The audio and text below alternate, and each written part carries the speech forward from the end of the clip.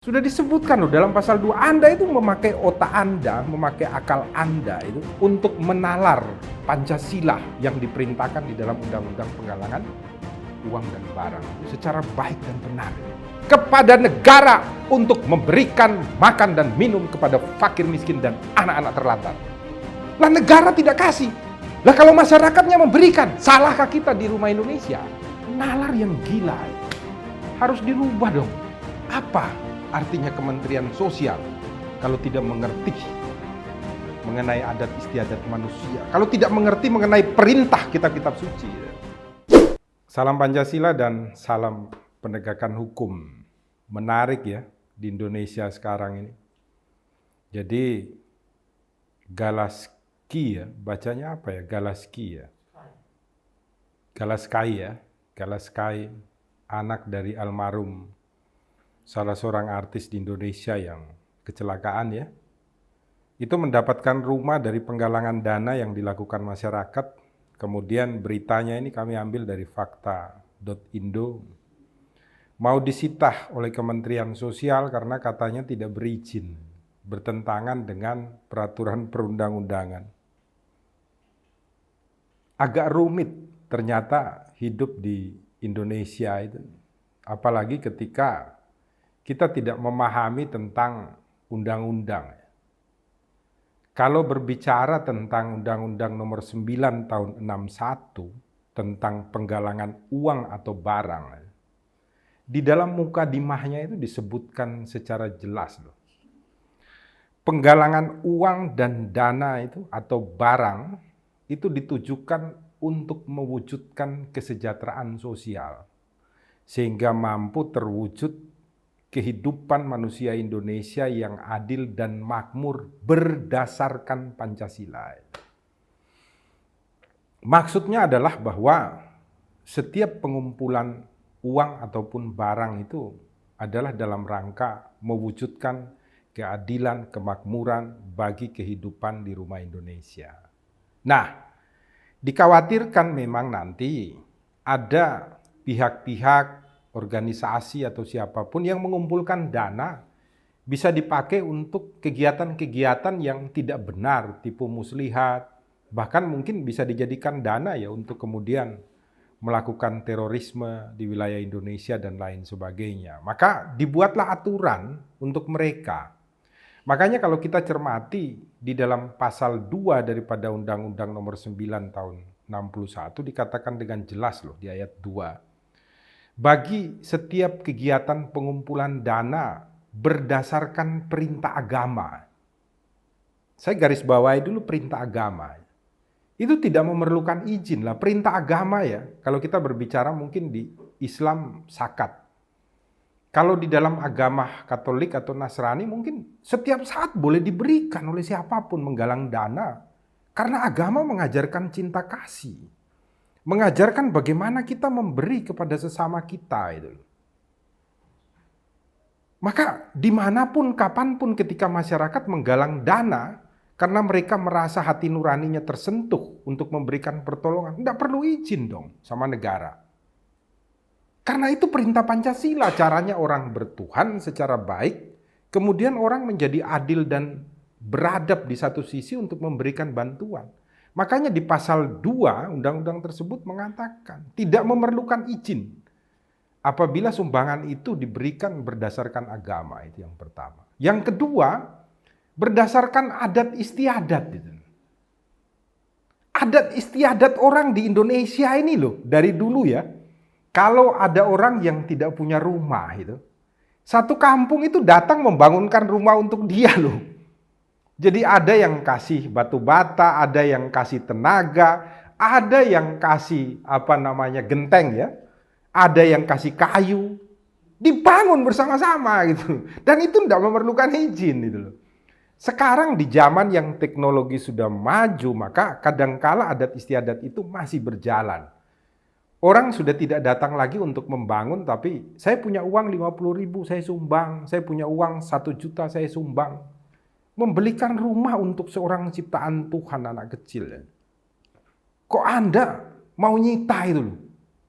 Sudah disebutkan loh dalam pasal 2, Anda itu memakai otak Anda, memakai akal Anda itu untuk menalar Pancasila yang diperintahkan di dalam Undang-Undang Penggalangan Uang dan Barang itu secara baik dan benar itu. Maka kalau kita berbicara dengan menggarisbawahi agama dan adat istiadat itu tidak memerlukan izin, maka agama dan adat istiadat manusia itu adalah saling menolong satu dengan yang lain. Yang jadi bahaya itu bagi organisasi-organisasi ataupun perkumpulan-perkumpulan yang selalu menggalang dana itu. Mereka inilah yang wajib memiliki izin karena wajib dipertanggungjawabkan itu loh. Dana yang dikumpulkan untuk apa? Tapi kalau perorangan dengan maksud dan tujuan yang mulia karena tingkah laku manusia adalah saling tolong-menolong, mengasihi satu dengan yang lain. Kan tidak memerlukan izin, undang-undangnya jelas itu loh, cara bacanya, cara bernalarnya itu loh.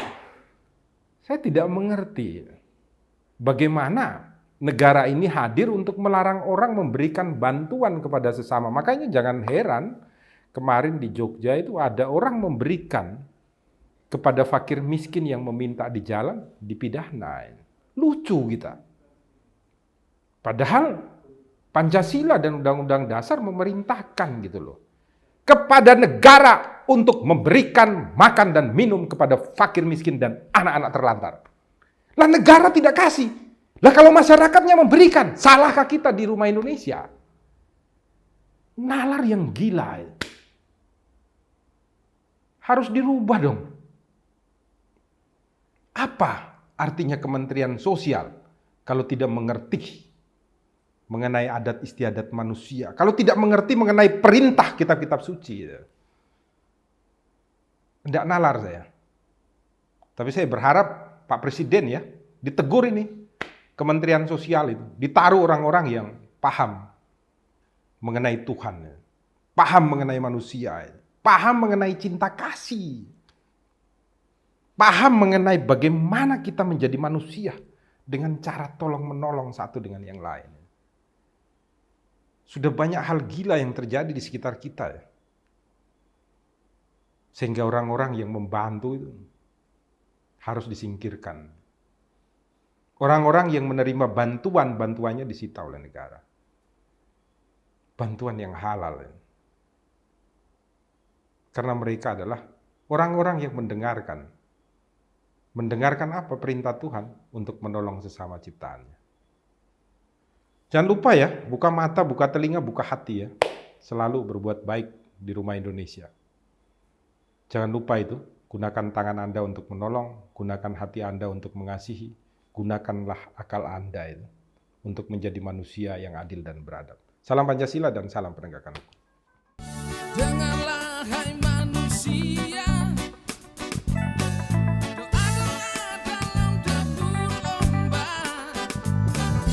Lihatlah hai manusia,